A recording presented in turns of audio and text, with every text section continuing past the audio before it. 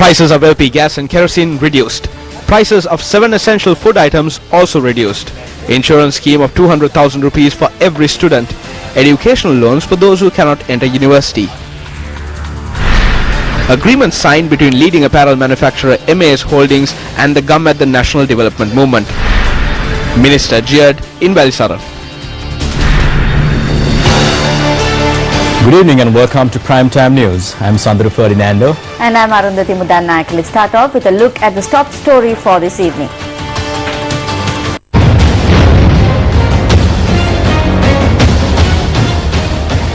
The second budget of the coalition government targeting medium-term economic development goals was presented to Parliament today by Finance Minister Ravi Karunanayake. අධිවේග මාර්ග ගාස්තු රාත්‍රී 9 සිට උදෑසන 5 දක්වා කාලය රුපියල් 50කින් අඩු කරනවා. The expressway toll will be reduced to 50 rupees between 9 p.m. and 5 a.m. Some of the beneficiaries will receive 5 kilograms of rice each per month in order to support them further. This cost will be deducted from the sum of the benefit. The maximum retail price per kilogram of green gram will be reduced by 15 rupees. The price of a kilogram of dal will be reduced by 10 rupees. The price of a kilogram of potatoes will be reduced by 5 rupees. The price per kilo of sprats will be reduced by 5 rupees, while the price per kilo of white sugar will be reduced by 2 rupees. The price of a litre of kerosene will be reduced by 5 rupees. The price of a domestic gas cylinder will be reduced by 25 rupees. The Minister of Health has highlighted that the price of medicines has been reduced by 40%. I wish to note that the value-added tax will not apply to these goods. The price of a locally produced 400-gram packet of milk will be set at 250 rupees. The price of a locally produced 425-gram tin of canned fish will be 125 rupees. I wish to submit to the House a comparative report on prices between the 8th of January 2015 and the 10th of November 2016. The prices of 23 of 25 goods have reduced between 2 and 20% in this time frame. බාණ්ඩ 25ක මිල 23ක් එදාට වැඩිය අඩු ගානේ 100%කින් 120කින් වෙනස් වෙලා අඩු වෙලා තිබෙනවා කියන එක මම මේක මතක් කරන්න කැමතියි. These are some of the revenue proposals contained in the budget.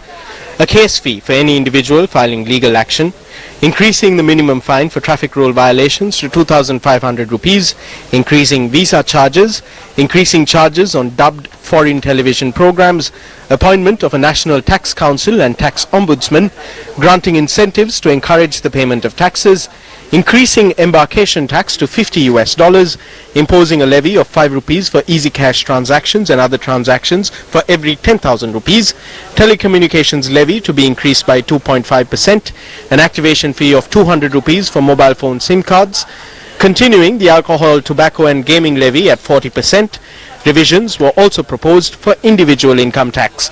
The maximum tax rate has been proposed at 24%, while categories will be introduced from the tax-exempt income bracket by increments of 600,000 rupees, with the income tax rate ranging from 4 to 24%. The withholding tax on interest earnings is to be increased by 5%.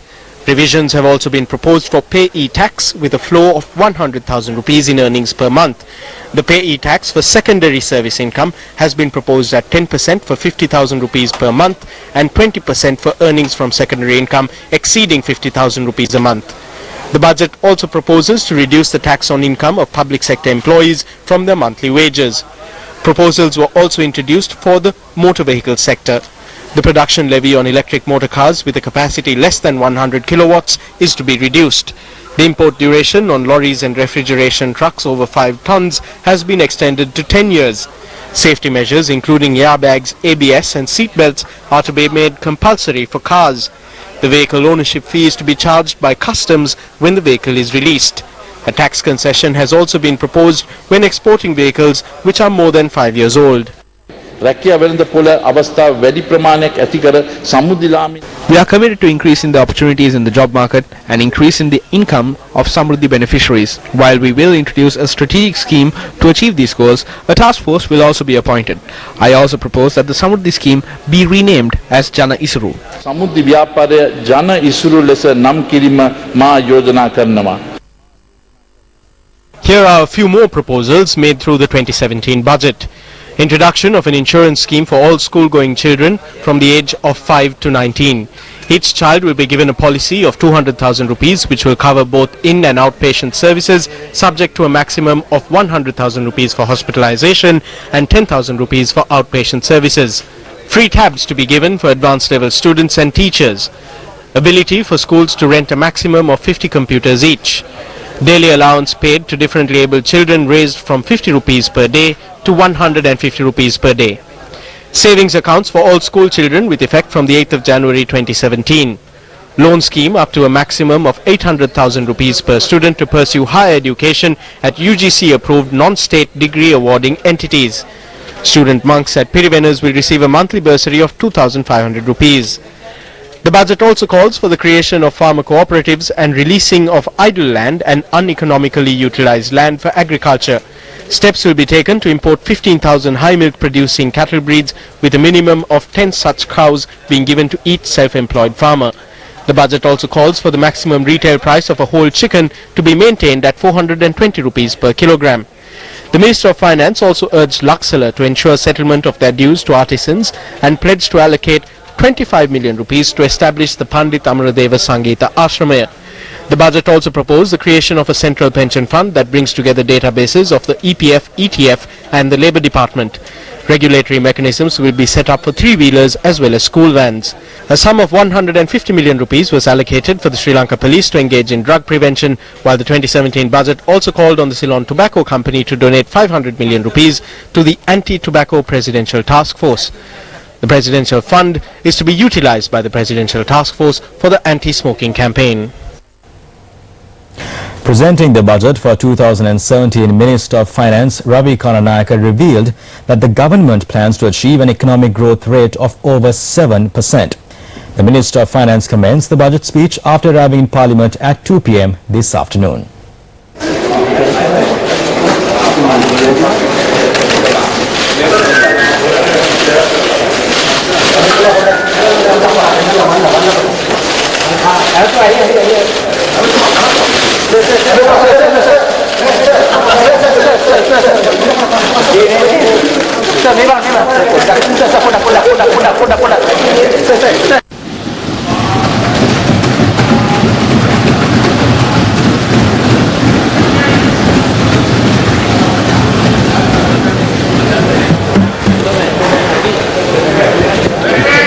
දිලිඳුකම දුරලීම සඳහා අවශ්‍ය වන ප්‍රතිපත්ති සඳහා වැඩසටහන් කෙරෙහි සුවිශේෂ අවධානයක් From the beginning of 2017, we will pay special attention to programs on poverty elevation.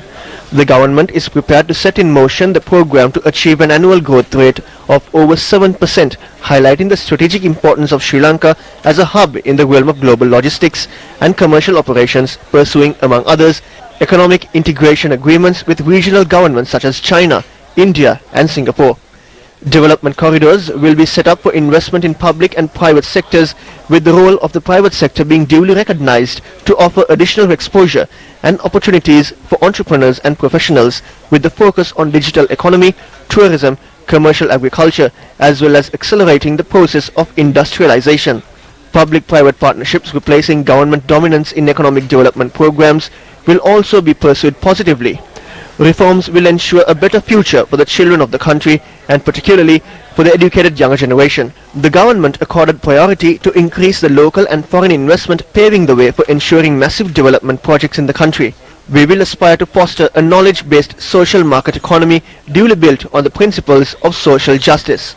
Sri Lanka is at present at crossroads, and the 2017 budget presented today will have a critical aspersion on the future of our country. We will focus on fair trade and not necessarily free trade, thus creating non-debt creating foreign fund flows. It is critical that the fiscal deficit is reduced to a reasonably sustainable level. All efforts should be made to reduce and contain pressures on escalating inflation and interest rates, as well as exchange rate depreciation through macroeconomic stabilization. The path that has to be traversed will not be easy, and much dexterity and aplomb will be needed to do so.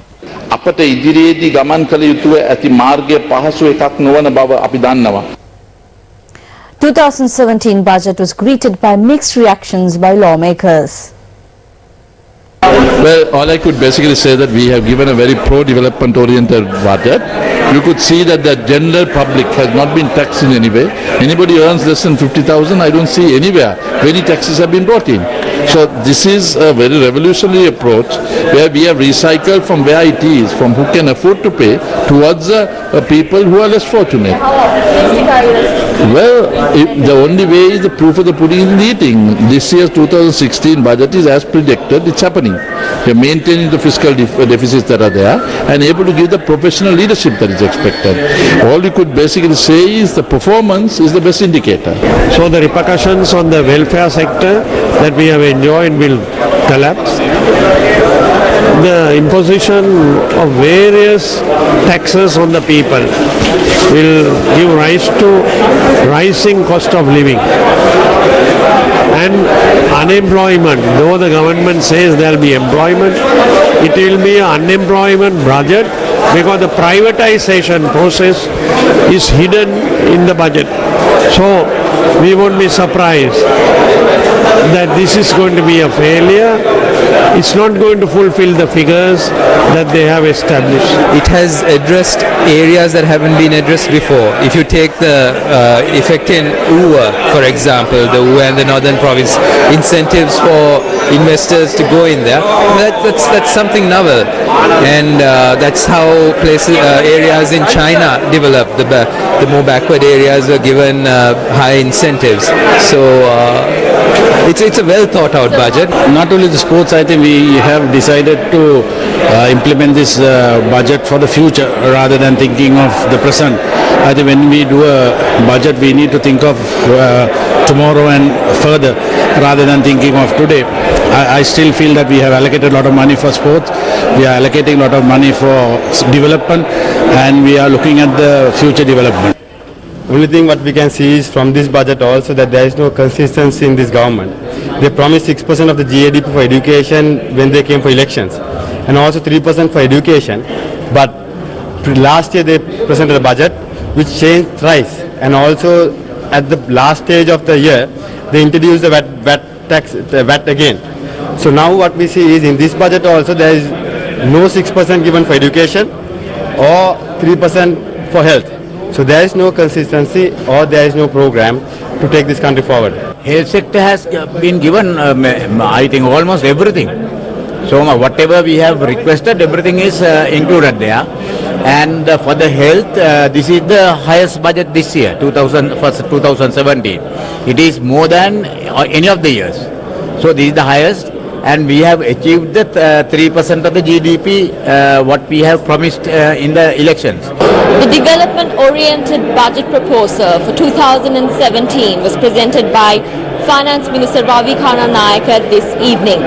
The government is optimistic that this will drive the economy forward and Sri Lanka will see progress in the export development and also in tourism and also education.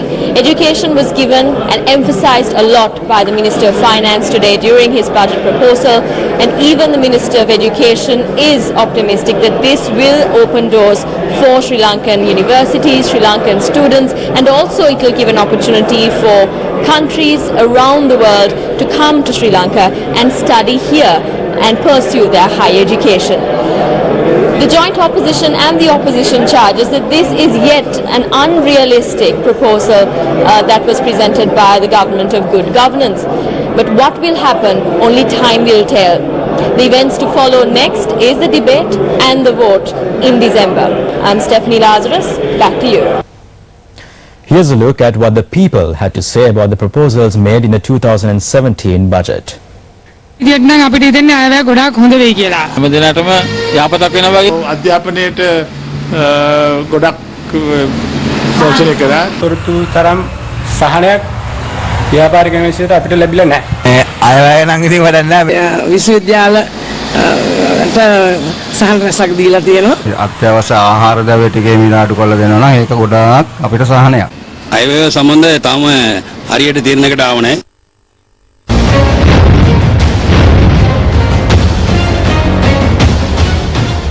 Leading apparel manufacturer MS Holdings signed a landmark agreement to be the gum at the National Development Movement this evening. The agreement was signed between Shahid Amaleen, Deputy Chairman, MAS Holdings, and Siobhan Daniel, Group Director of the Capital Maharaja Organisation Limited. MAS as an organisation has always been, for the last 30 years, operating in rural Sri Lanka. We believe in taking these challenges into our own hands. We don't wait till other people solve our problems. And the government, the program is something similar to that. People see their problems and they've decided that there is something that they can do about it. And that is very powerful. As a nation and as a people, it's important for us because we can always talk about it, but it's more important to get down and do something about it. So it's encouraging to see it, and we look forward to working closely with Newsfirst. Together with this cooperation, the government, the initiative is ready to directly be involved in solving the issues of people and uplift their lives.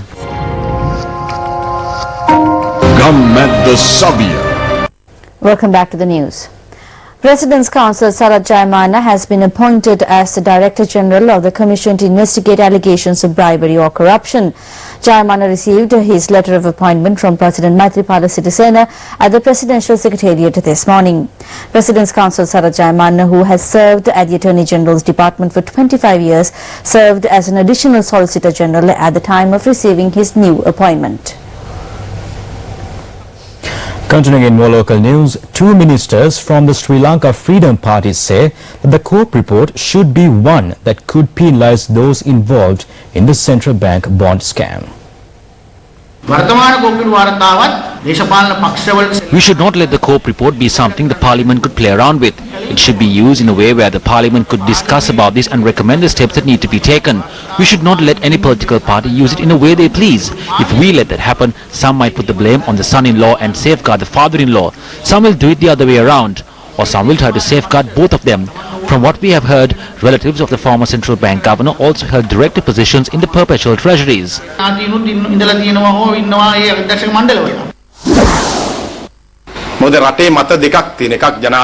There are two opinions in the country. One is to appoint a presidential commission, but some say that it is not necessary. But the president clearly stated that this issue will be directed to an independent and an impartial judicial system excluding politicians. It does not matter which government committed the fraud. Rogues from both governments need to be nabbed. On to another one of our headline-making stories. Tensions flared at the event to commence construction work for the proposed Disaster Management Centre in Mahabagi, Valisara today. The construction on a section of land of the Mahabagi Sports Grounds in Valisara commenced today under the auspices of Minister John Amaratunga. However, locals opposed the move to use the sports ground for this purpose.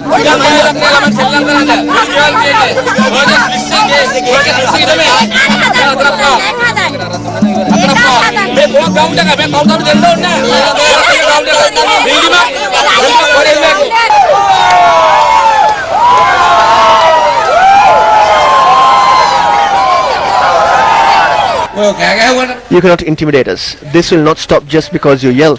If we are intimidated, we will not create a government. We did not have people to cheer. We are thankful for the noise that you are making.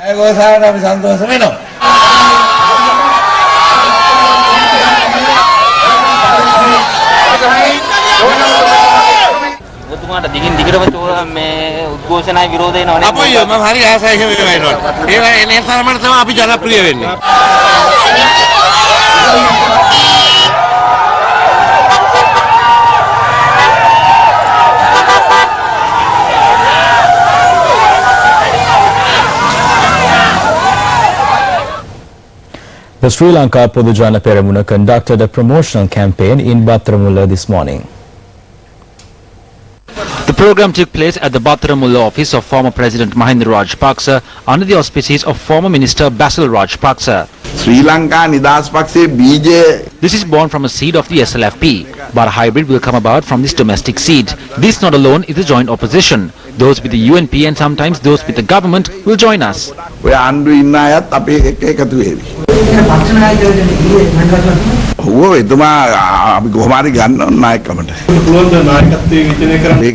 Yes, that is required. We went wrong the last time because we did not.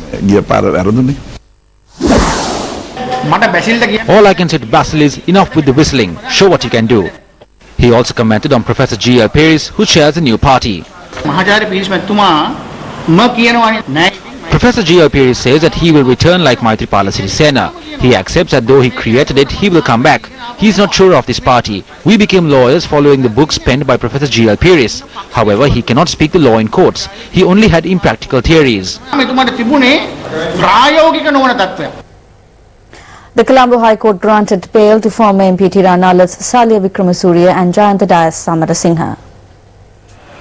The bail was granted when the suspects were produced before Colombo High Court Judge Kusala Sarojini Veeravardhana. Recently, the Court of Appeal suspended the remand order issued on Tiranalas by the Colombo High Court. Thereby, the former MP was not placed in remand custody. Mamat Salia Wickramasuriya Mahatya, Jayantha Samarasinghe Mahatat. Salia Wickramasuriya, Jayantha Samarasinghe and myself are innocent. It will be revealed before the country very soon that we are innocent. This case was fabricated. I have the evidence for that. I will reveal all this in the near future. සඳහා අවශ්‍ය සාක්ෂි සියල්ලම මා සතුව තියෙනවා. නොබෝ දිනක මම ඒ සියලු දේ රටට හෙළි කරන්න බලාපොරොත්තු වෙනවා. Residents in Malwata settlement in Nampara charge that the authorities have turned a blind eye to the aggravating human-elephant conflict.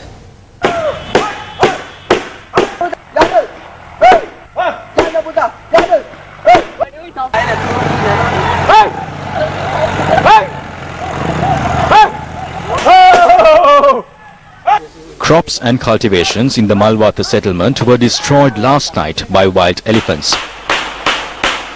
A herd of around 20 wild elephants from Budangala Reserve had destroyed the crops. These locals put their lives at risk in order to chase away these elephants in order to protect their cultivations.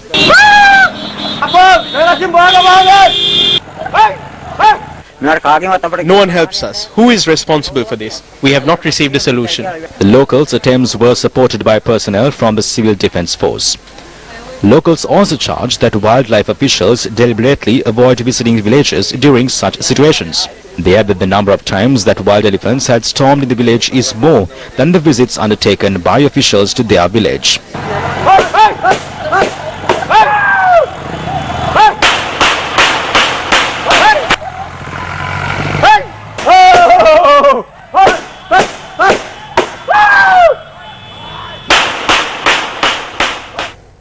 Entrepreneur Awards 2016 Western Province was held in Colombo yesterday. The award ceremony was organized by the National Chamber of Commerce jointly with the National Enterprise Development Authority. Minister of Industry and Commerce Richard Bathiudin, State Minister of Industry and Commerce Champika Premadasa and several other dignitaries attended the event. The award ceremony was held to recognize and encourage the Western Province small, medium and micro entrepreneurs in their respective field of business. And with that, we wrap up tonight's edition of Primetime News. Thank you very much for joining us. I'm Arundhati Mudarnayaka. And I'm Sandra Ferdinando. Do take care and good night.